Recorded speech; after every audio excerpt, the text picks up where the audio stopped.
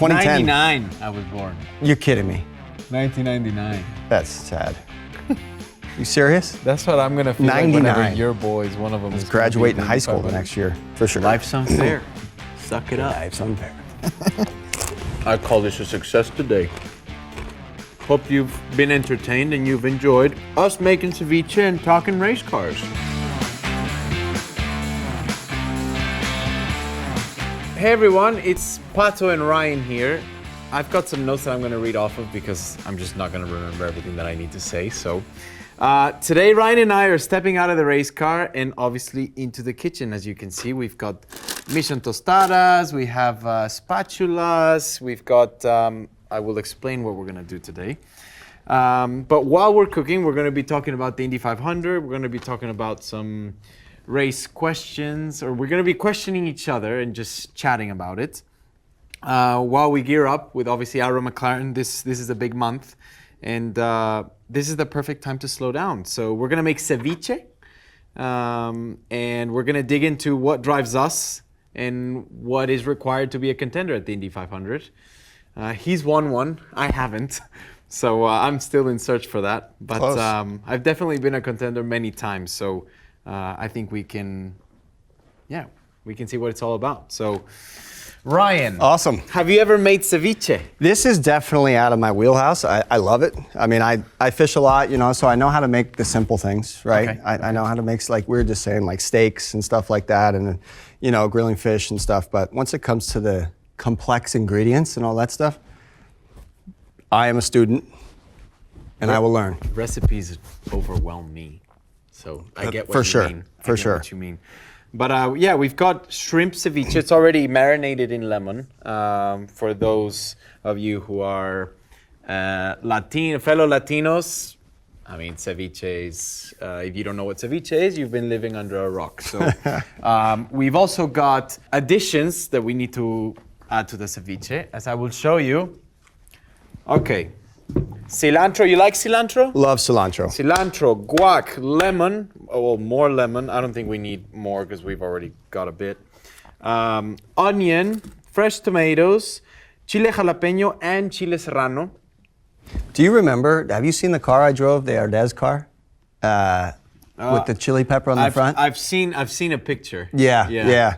I had the red chili pepper on the front. Dominguez had the green, but... Did they send packages of salsa to your house? They were the best with that, yeah, always. Yeah. And the hospitality of the food was... In Mexico, top everything notch. is Top salsa notch. on everything. Yep. Salsa on ceviche, salsa on eggs, salsa on steak, salsa on everything. And cucumber. So how about you start cutting up some stuff. Sounds good. And I'll start cutting up. What do you want to cut up? What would you like to start cutting up? I don't really care. I mean, I'll let you do the onion because I don't want to get emotional. Oh! Yeah. Okay, I do the onion and I get the bigger tray. And what do you want to do with the limes here then? I think limes is probably the last thing that we need. Quarters, yeah. Let's do tomato. Let's do some chile. Just do not touch your nose. Yes. I touched my nose one time I was cutting one. And I started bleeding. Stays with you. Stop. So stays with you. Yes, that stayed with me. Cilantro, like I said, and the guac. I'll do the guac and the pepino and the onion. You can do the cilantro, the chili, and the tomato. Now with this, do we want the tomatoes like diced into small little? Yeah. Yeah. Yeah. Going with you on this. I don't think we need to get too fuzzy with it. Small. Yes. Smallest as you can go. Same with the chili. Do you want serrano or jalapeno? I think serrano. Yeah, I will defer to you on that for sure. Yeah, serrano, yes. Oh gosh. Is that lethal too? No, it should be all right. Should be all right. Okay. And don't judge me on how I cut the onions because... yeah, there is no judgment here. I actually don't even know what is the right way to cut the onion. But I'm just going to start off like this. Ryan, race day mindset. You fired up or do you work on really being calm?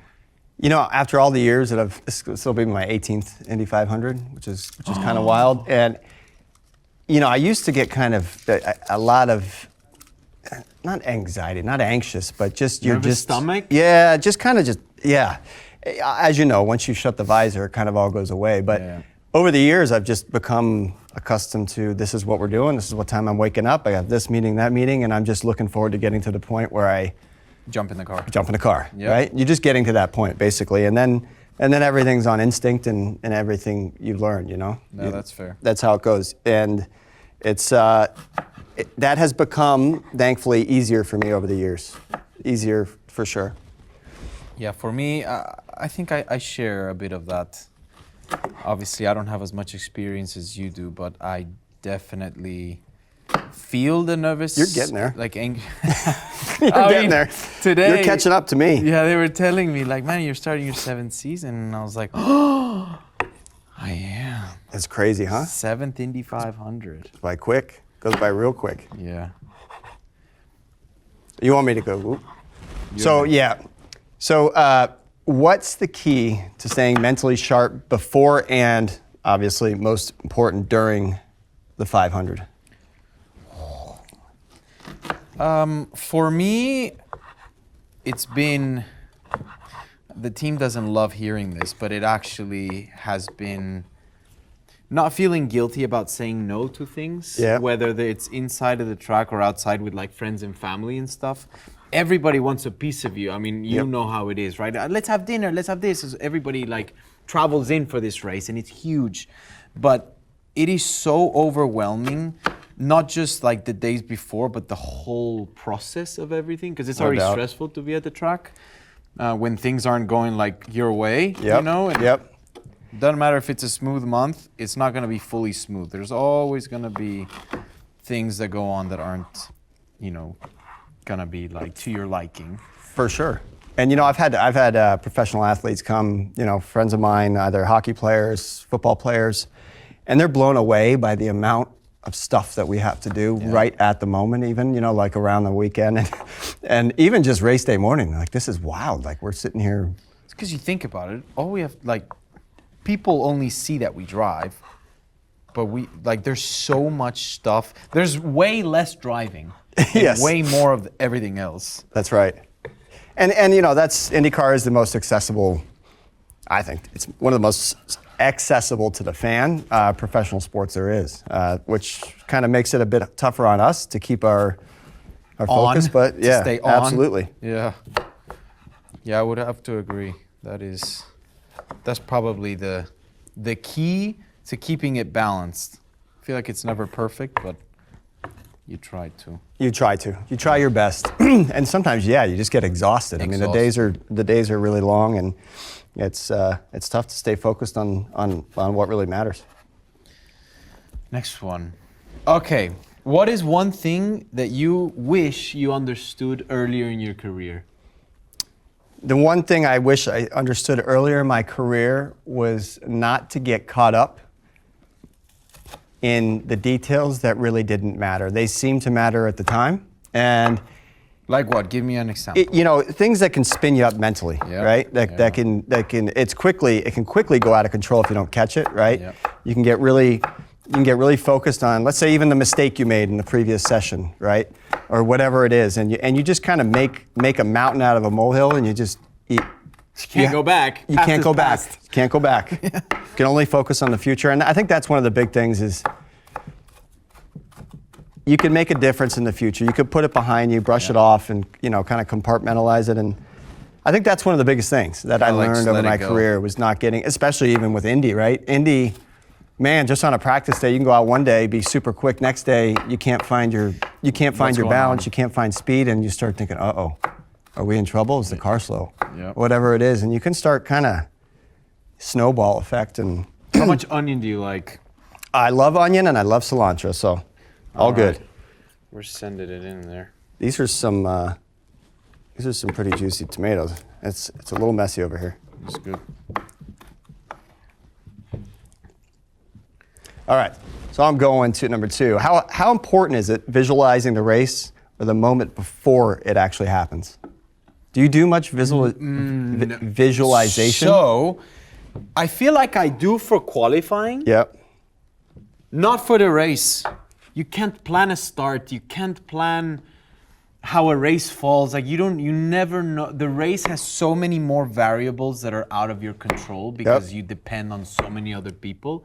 So I actually try and not visualize too much for the race, but for qualifying I do. Yep. Yes. You know, that's something I didn't do much early in my career at all, but I found it super helpful to just put myself, even if it's just a visualization, just to put myself visually in that moment. It prepares me for it. Like I've been there once I get there. And that's, like you said, qualifying with all the buttons we have to push and all the sequences that have to happen over 4 laps. I feel like it's pretty important to get that visualization in before you actually go out there and do it. I agree. And it's awkward doing it because, I mean, the past couple of years I've done it where I just sit there quietly with my eyes closed. People are like, you good? What are you doing? Are you sleeping? No, bro. Next one. What is the best piece of advice for another driver, from another driver, that have given you like a better experience at the Indy 500? Like, like when you were just joining the Indy 500? Yeah. What was it that kind of switched the mindset for you?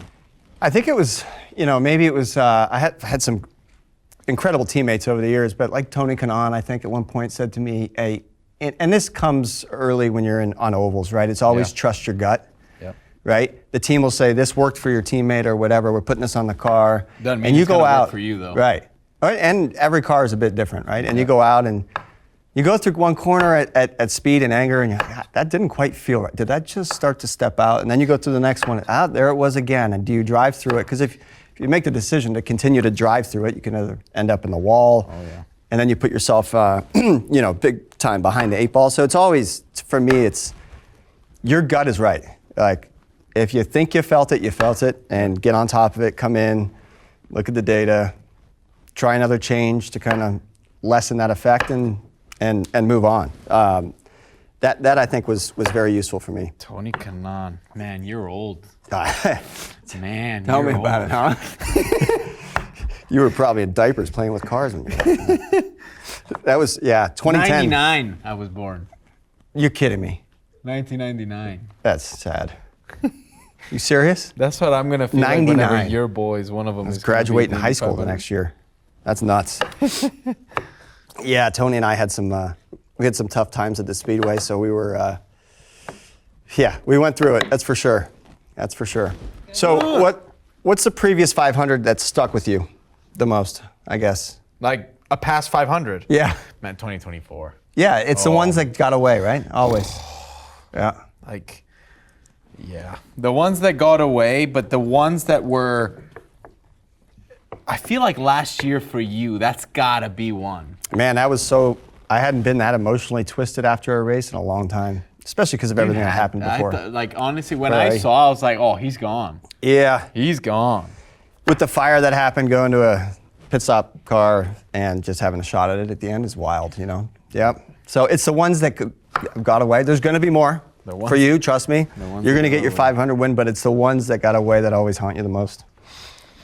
Yeah, because then you're like, oh, if I did this different, that different, but then you go back to what you said, like you just can't live in regret of a decision that you've made because truly, I feel like those are the ones that actually get you to actually win one. Right. Rather than like, oh, that eliminated me from having more. Well, agree. Maybe some guys get lucky. That's the reality, but some other guys have to fight for it more, and that's just how it is. Some guys get lucky. There's been plenty of lucky Indy 500 winners, for sure. Life's unfair. Suck it up. Life's unfair. How's the tomato? To you. It's going all right. Chunk it in there. It's going all right. I think we're good. Chunk it in there, yeah. How much tomato do we do? Like, what's the... I mean... Whatever. It'll be good anyways. All right. I like that approach. It's gonna be good regardless. Okay, and let's toss it up. Toss it up like a champ. This looks fresh. Looks good. Real good. Okay, what's the next one? Okay, what's tougher in the Indy 500? Setting the tone early or closing strong when it counts? Ooh, definitely closing strong. Closing strong. Setting the tone early comes down to just being, I think just being responsible on fuel mileage and don't screw up. Don't make that mistake coming in the pit lane. Don't make that mistake coming in the pit box. Yep. Yeah, so It bites you, huh? Yeah, big time. It bites It you. bites you quick. Yeah. I lost one doing that. Breaking the pit lane speed limit on year the was way it? in. 2018, I think, 2019, something like that. Had a good car too. But you all have those stories. That's how it goes. It's part of it. Ooh, that's a nice avocado. All right, so now I gotta peppers. I don't even know. Like this is just small stuff, huh? Yeah, just super small. All right.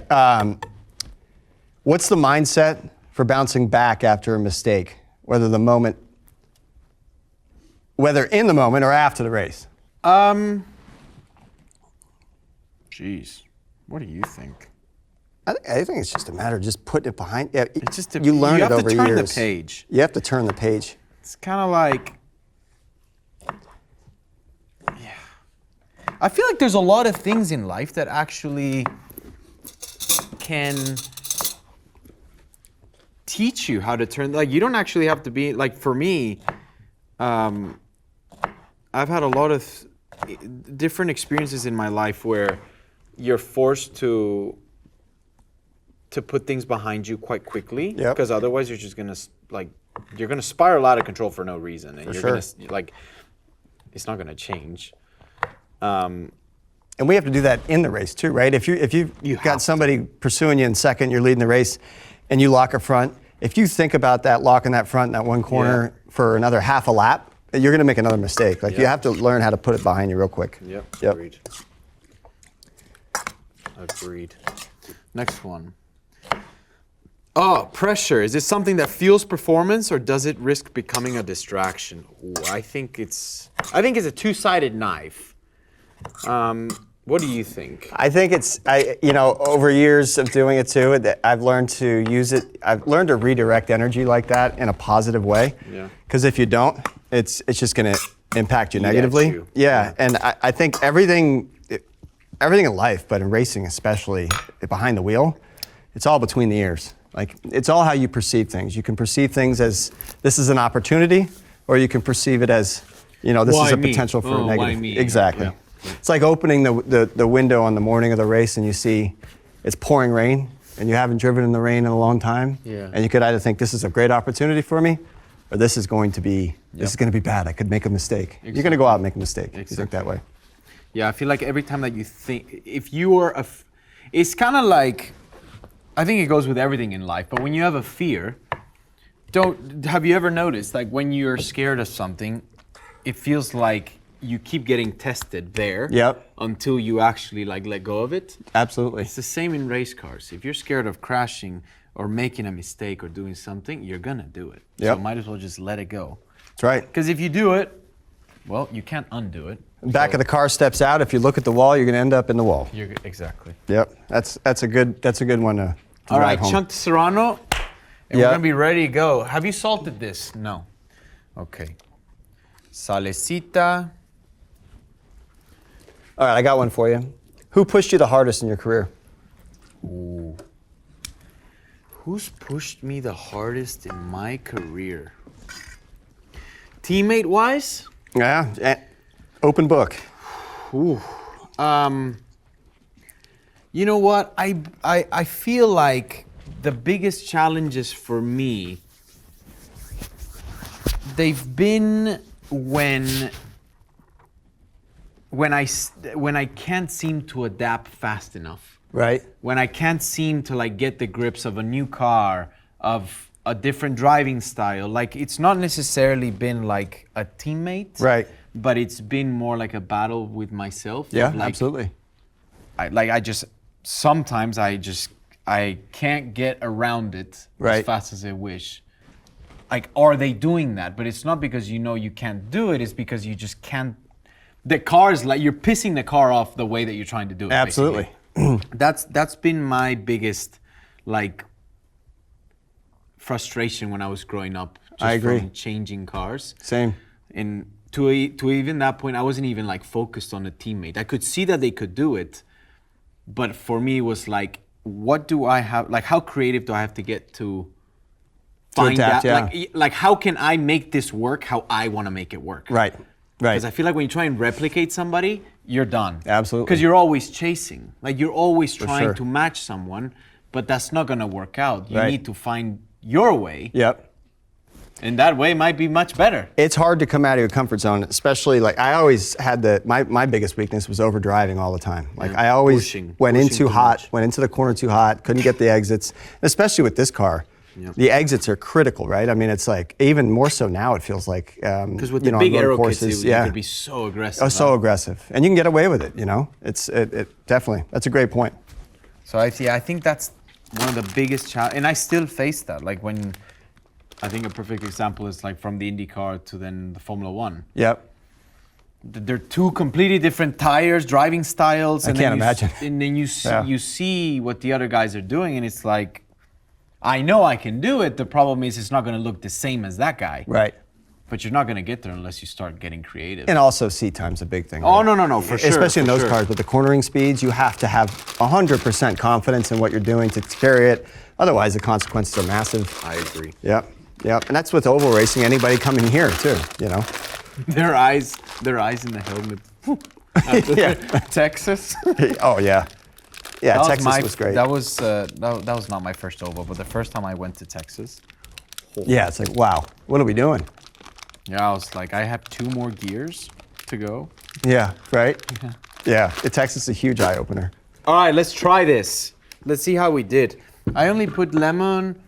I think we need pepper. Let's try this. All right, going straight in. Dig in.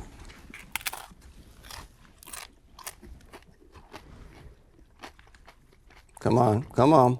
I think we did a great job. It's pretty fresh. That's really good.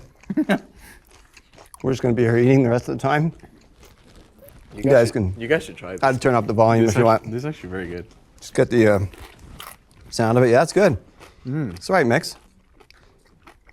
I love. These are. So these are not fried, which is my favorite. I love it. They're in the oven. You gotta have my A wife bit put drier, that on the list. For sure. Very good. Well, And the fish is okay, even though we're in Indianapolis? great. Okay. Where'd you get it from? Set the check. If you feel some rumblings tonight. Very good. I'm actually proud to be a part of that. Very good. Well, I really enjoyed this talk with you, Ryan. I did too, man. I'm gonna enjoy the rest of the month of May picking your brain because you've got a lot more experience than I do, and I've actually learned a lot from guys like you. You know that you've gone through it. You know what it feels like. You know what it's like to be in pretty much every position. You know, whether it's outside the car, inside the car. Absolutely, man.